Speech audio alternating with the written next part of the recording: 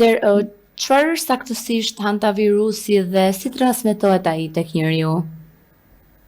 Hantavirusi është një virus i njohur nga vitet 50 për herë të parë në luftën e Koreas. Në vitin 1976 u emërua si i tillë nga një shkencëtar korean, se lidhet emri hantavirusit me lumin hant në Kore, transmetohet nëpërmes brejtësve, pra tek njerëzit merret për shkak të prekjes të mbetjeve të brejtësve të urinës, të peqeve, apo ndotive të tjera që lën brejtësit, kryesisht minjtë, dhe njerëzit mund ta marrin nëpërmes ajrit të ndotur ose nëpërmes prekjeve dhe pastaj prekjeve të fytyrës me duar apo të rrugëve të frymëmarrjes. Nuk është i zakonshëm për të transmetuar nga njeriu tek njeriu, që është një avantazh që nuk ka ndodhur të ketë pandemi nga këto lloj virusesh. Po, si mund të përhapet një virus që zakonisht lidhet me brejtësit në një anije turistike apo në një ambient të mbyllur si rasti i fundit? Ajo është për të verifikuar, pastaj se ne jemi në informacion të cunguar në kroqera, se me sa unë di është në një kroqer, ka brejtës, mund të rrinë brejtës, atë janë struktura shumë të mëdha, të populluara me njerëz edhe me brejtës. Por që në rastin konkret nuk jemi kompetent për të folur si ka ndodhur infektimi, si ka, por në parim këto janë hantavirusit. Pra hantavirusi është i njohur që në vitet 1950 në luftën e Koreas dhe është emëruar në 76-ën, kryesisht ka qenë me prekje renale, pra me prekje të veshkave. Në vitin 1993 është identifikuar në Shtetet e Bashkuara të Amerikës me prekje masive pulmonare një infeksion me hantavirus. Sa e rrezikshme është një situatë me disa viktima në një ambient të mbyllur si kroqer? Kemi parasysh, viruset janë agjentë të jashtëm që kanë një parim veprimi dhe kanë një skemë reagimi të sistemit imunitar të trupit të njeriut. Mortaliteti i personave në kushtet të caktuara mund ndodhin në numër dhe të madh dhe të vogël për shkak të komplikacioneve të ndryshme që ndodh. Ke parasysh kroqera, me sa unë kam informacion, është në oqean. Nuk kam informacion sa kapacitete të shërbimit shëndetësor mund të ketë ajo kroqera apo një kroqer tjetër, sa ndihmë mjekësore është arritur të realizohet, por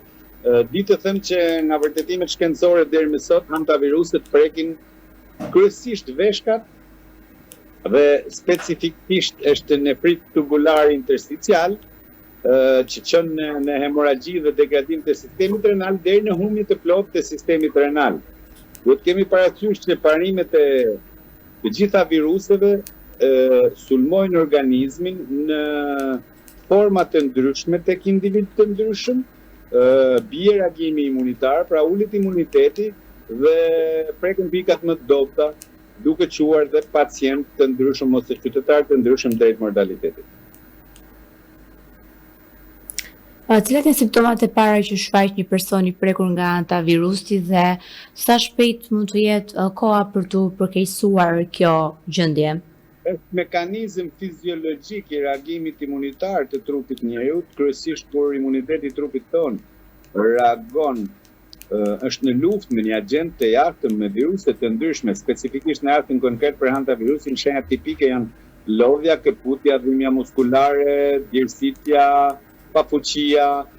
vështirësia në frymëmarrje kur kemi prekje pulmonare, kolla, shenjat të kësaj natyre të përgjithshme që janë të përgjithshme. Pastaj prekjet specifike monitorohen, diagnostikohen nëpërmes analizave përkatëse tek pacient të hospitalizuar ose të monitoruar në mënyrë dinamike nga personeli shëndetësor.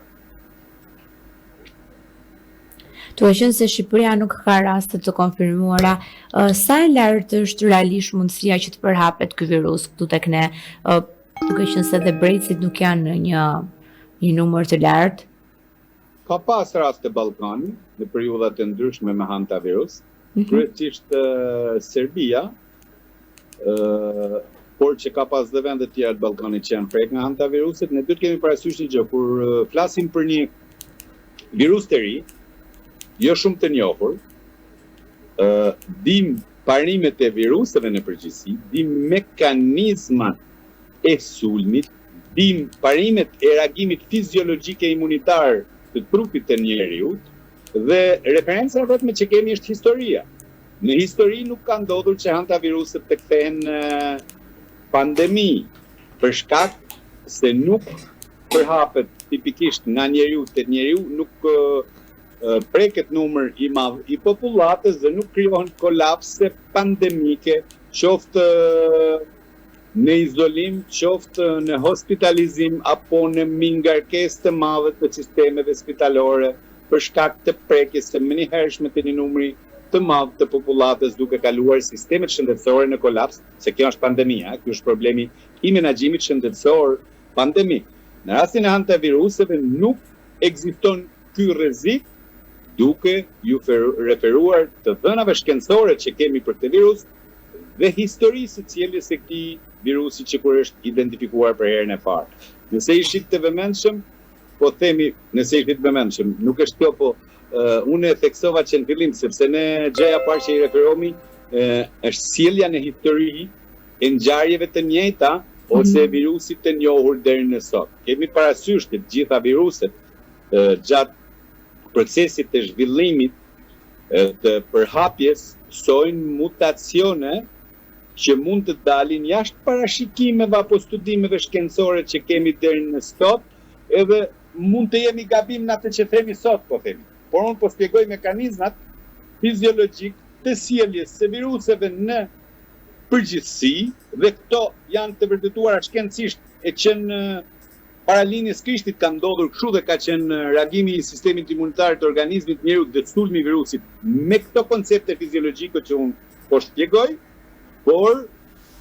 në rastin konkret ne kemi këto informacione dhe është kjo situatë që nga vitet 50 kur është identifikuar për herë të parë dhe kryesisht hantaviruset kanë prekje renale deri në insuficiencë renale kronike të pacientëve të ndryshëm apo të qytetarëve të ndryshëm të prekur. Po, ka një trajtim specifik ose vaksinë për hantavirusin? Jo, nuk ka